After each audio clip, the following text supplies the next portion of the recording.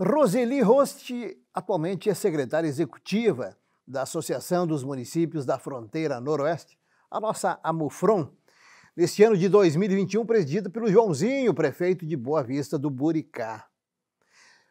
Ela vem participar desse projeto de resgate histórico para falar sobre uma atividade que hoje não é tão intensa, porque temos poucos jovens no interior, mas no interior de Giruá, onde você viveu, não é isso, Roseli?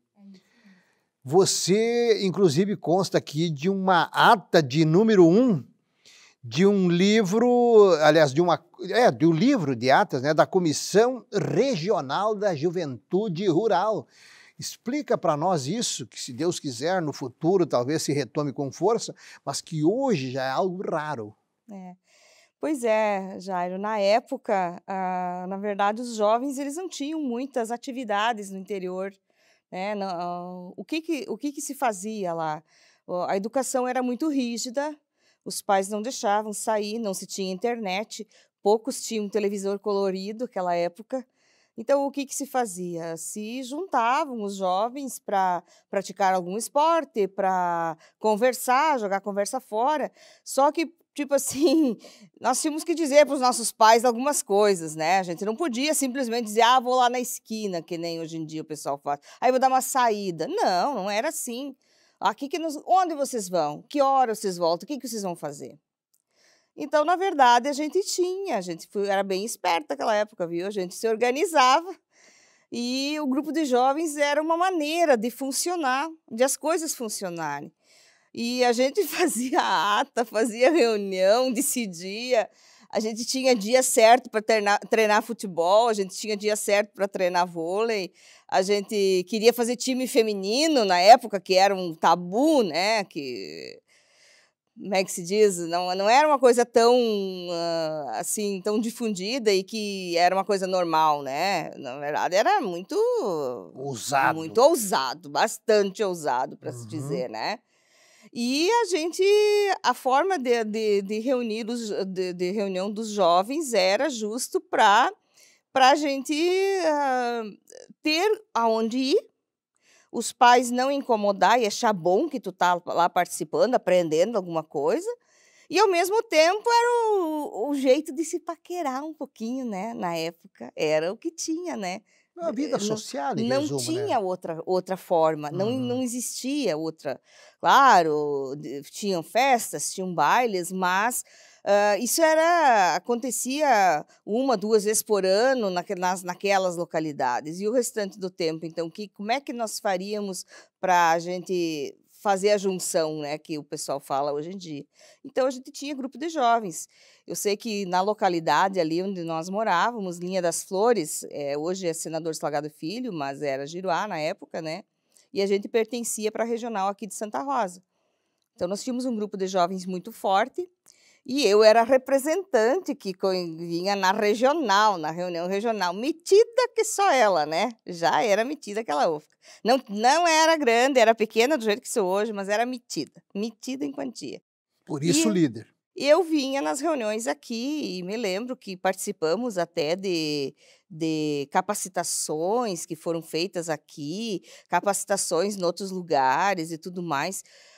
E a juventude reclamar. O que que a juventude queria? Ela queria mais espaço, na verdade. Ela queria esporte, ela queria incentivo. Por isso que saíram aqueles Sol a Sol, começou de iniciar. Foi aquela época que se iniciou esse tipo de atividade que tinha, que hoje nem sei se ainda, acho que existe, mas não sei se é tão intenso quanto era naquele momento. Nós enchíamos um ônibus de 30 e poucos lugares para ir para programações regionais, sabe. Com que Então, frequência? olha, eu acredito que umas 2 vezes por ano, mas para isso a gente se organizava o ano inteiro. O ano inteiro, nós tínhamos reuniões semanais, provavelmente, assim, geralmente sexta, não esqueça que sexta era o dia do vôlei, sexta-feira era o dia do vôlei, que a gente se reunia para jogar vôlei, e daí, junto com isso, claro, tinha aquelas programações, eu aproveitava do grupo de jovens da igreja, né, que daí era domingo. Mas tudo na verdade tinha um objetivo só, que era os encontros, que era manter os encontros, que era ter uma desculpa para sair de casa, para fazer outra coisa que não fosse trabalhar, limpar a casa, correr atrás dos bichos e ajudar a cuidar da vaca e leitão e assim por diante. E fazer algo também com qualidade, né? Como é que eu vou dizer? Hoje, talvez, o jovem de hoje vai olhar para o que nós fazíamos, vai achar uma coisa muito chula, né? Mas eu acho que para a nossa época, para o jeito que nós vivíamos, da forma que era a nossa vida, eu acho que era uma coisa muito avançada, se tu quer saber. Porque não tinha assim, não era todas as regiões que conseguiam se organizar dessa forma, não era todas as comunidades que conseguiam, não eram. E a nossa lá era muito forte, a participação era imensa. Nos domingos, que era o dia da parte religiosa, a gente chegava a juntar mais de 100 pessoas. Isso para o interior, vinha gente de todas as localidades participar ali onde a gente estava. Porque era bem organizado, tinha jogos, tinha brincadeiras, era uma diversão realmente. A Roseli Ros fez referência aos Jogos Sol a Sol. Para simplificar, todas as modalidades esportivas praticadas pelos moradores do interior, se faz uma espécie de Olimpíada, aí é comunidade contra comunidade, até num encontro anual, Isso. Correto? Me corrija, Roseli. No início era um encontro anual, depois foi dividido em duas regiões, micro-regiões, por causa que dava muita gente, não tinha sociedade na época que abrigasse um encontro desses, para te ter noção de quanto grande era o movimento. Ele era extremamente organizado e tudo. Roseli, a gente fala com, sei lá, muita nostalgia, até um sentimento negativo de que o jovem não está mais ficando no interior. Você hoje trabalha em Santa Rosa, tá? Você passou pelo Hotel Colinas, um dos mais lindos empreendimentos do ramo desta micro e macro região de Giruá. Você hoje é uma mulher que trabalha na cidade. Tá? Mas você viveu o interior. Com essa tua vivência interiorana, o jovem tem atração para ficar no interior, tipo hoje, 2021? E como é que tu avalia esse processo de transferência do jovem para a cidade? Eu vejo assim, ó, que na nossa época, por exemplo, a gente via falar muito assim, ó, ficar aqui no interior é sofrer, sabe? Nós vamos ficar aqui sofrendo. Ou vai estudar ou fica aqui sofrendo. Entende? Era essa a visão que se tinha na época, que ficar no interior era sinônimo de sofrimento, era de vida difícil, sabe? Porque na época o agricultor, o agro, como hoje está na moda, né? Está na moda o agro, tem música, tem isso, tem aquilo do agro, não era valorizado, nem um pouco. O produtor, o cara que estava ali no campo, trabalhando e produzindo alimento e fazendo, ele realmente tinha uma vida muito dura. E o jovem, na verdade, ele se via, ou ele estudava, ou ele ia ficar naquilo ali. E daí eu quero te relatar uma coisa, que eu não sei se tem outra estatística, mas eu acho que o criador do transporte escolar foi meu pai, nessa região. O pai era professor, eu era filha de professor, que dava aula numa escolinha municipal na Linha das Flores. E as crianças, todo mundo estudava até a 5ª série e ficava em casa, iam para casa, porque Senador Salgado Filho era muito longe para ir, era 2 quilômetros da sede de Linha das Flores, e para ir para Senador Salgado Filho precisava o jovem sair de madrugada para chegar lá, caminhar uns 6, 7 quilômetros. Imagina no inverno. Hein? Imagina. Meu pai tinha uma Kombi, e nessa altura do campeonato, alguns pais das crianças, quando terminaram a 5ª série, lamentaram de que, agora a criança não vai poder estudar mais, vai ter que ficar em casa trabalhando, né?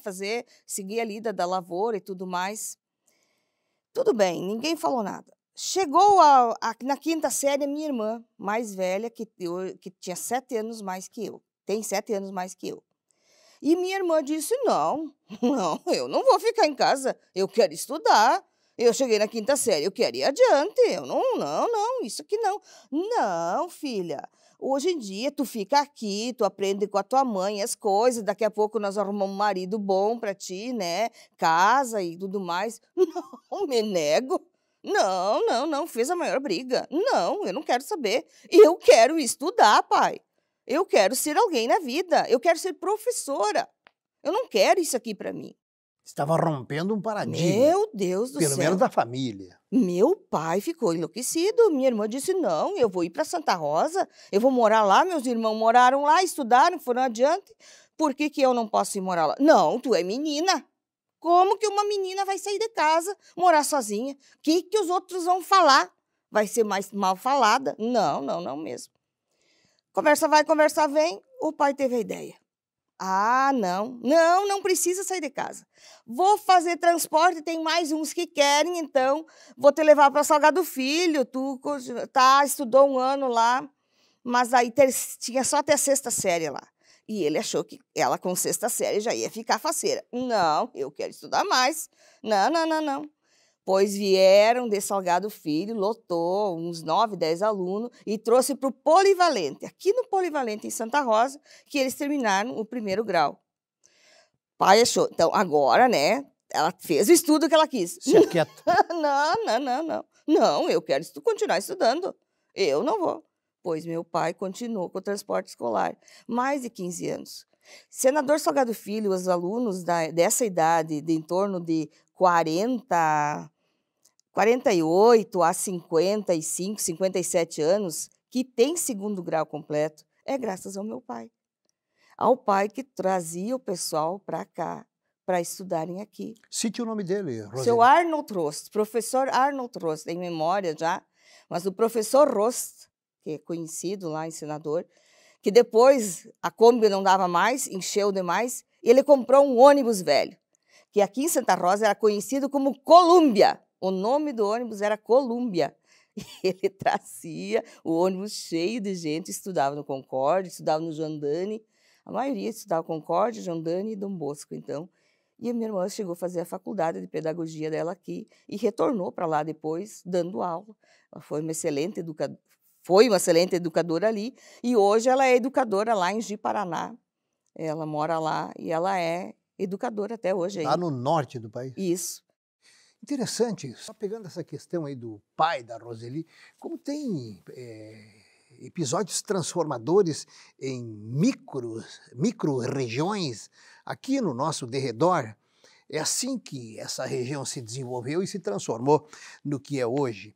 Roseli, voltando ao Jorge, você pessoalmente ficou até com que idade morando no interior? Bom, eu fiquei, então, com esse transporte escolar, eu fiz segundo grau, aqui em Santa Rosa também. Terminado o segundo grau, eu queria fazer faculdade, mas daí o transporte encerrou. Aí eu consegui um contrato emergencial para suprir uma vaga de professora que tinha naquela época lá. E 2 anos eu dei aula também. Mas não foi uma experiência boa, não gostei, não faz meu tipo, sabe?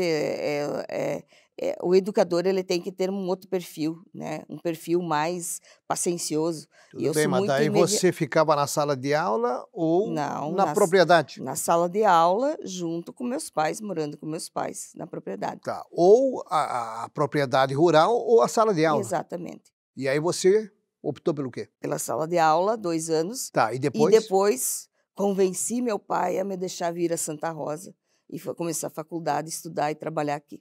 Foi assim que eu vim para Santa Rosa. Muito bem. Roseli, ainda nesse tema que precisa ser discutido de uma outra forma, na nossa humilde opinião, o que chamamos hoje de fuga do jovem, do interior para a cidade. Convenhamos, na época era preciso mesmo uma família ter o pai, a mãe e vários filhos, porque carecia de mão de obra, uma pequena propriedade. Com certeza. Hoje os tempos são outros. Com certeza. Hoje tem tecnologia que substitui a mão de obra do filho, correto? Correto, bem isso. Mas assim, ó, também, daí, voltando àquele aspecto que tu me perguntaste antes, né? O que faz o jovem ficar no campo, na verdade? Eu acho assim, ó, que agora está se começando de falar bem do agro. Até então, sempre foi dito que o estar no interior é um atraso, tipo assim, é o cara aquele que fica, que não estudou, aquele cara que não evoluiu, aquele que fica ali no agro. Hoje se vê diferente. A gente tem visto que eu vejo filhos de amigos meus, que na minha época eram jovens comigo, hoje são filhos já, que estudaram, fizeram agronomia, fizeram engenharia e estão de volta na propriedade, ajudando a cuidar aquilo que era do pai e da mãe deles. Por que isso? Porque o pai e a mãe deles não podaram deles ir estudar, conhecer o mundo. Não, eles deram a liberdade para ele conhecer o mundo. E a partir do momento que ele conheceu o mundo, ele viu que o lugar que ele morava era o mundo dele. Aquilo é o mundo dele. Que não adianta ele sair dali, querer arrumar um emprego, ganhar não sei o quê, ganhar milhas e milhas ou fazer fama, mas que o que ele gosta é aquilo que está na propriedade dele. Isso é vocação. E ele está sabendo fazer aquilo ali. Tá. Quantos filhos tinha o professor Rost? Ele tinha 4 filhos. Quantos ficaram Não, na ninguém propriedade? ficou. Dos nós, ninguém ficou. Meus 2 irmãos foram estudar, todos foram estudar. Minha irmã professora e eu também fui estudar. Essa é a questão. Nós estamos diante de um mundo que também transfere, aliás, como transfere tecnologia para o campo. Onde tem tecnologia, se otimiza a mão de obra. Grandes famílias já não existem mais. E quando tem, os filhos vão estudar na cidade para buscar condições de trabalho onde tem. Muito obrigado, Roseli. Você trouxe então esse convívio aí dos jovens rurais organizados em grupos, tá bom? Exato. Roseli Rost, resgatando este período tão rico da juventude rural nesta parte da fronteira noroeste.